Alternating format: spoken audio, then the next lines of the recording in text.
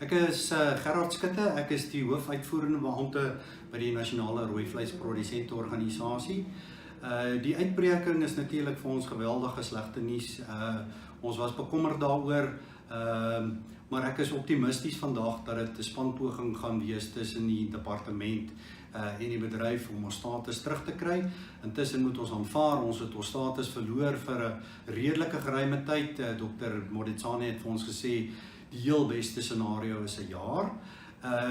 Toe ons status verloor het, is omtrent 3% van plaaslike produksie van beesvleis uitgevoer.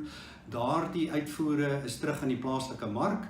Ons weet hoe lyk die koopkrag van die verbruiker na Kersfees in die feesseisoen, en 3% kan wesenlik wees om verbruikerspryse af te druk in terme van prys. Dis natuurlik baie goeie nuus vir die verbruiker.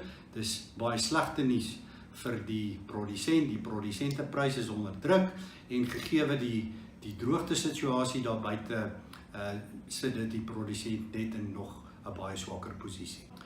Boere moet asseblief in die media hulle self vergewis wat die simptome hiervan is by hulle diere, en as daar enigstens 'n verdagte geval voorkom, moet hulle met die plaaslike veearts skakel. Dis krities belangrik dat ons oë en ore ook uit die bedryf op grondvlak sal hê.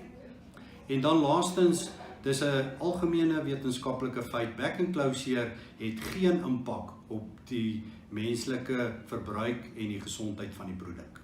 Met ander woorde, rooi vleis nie.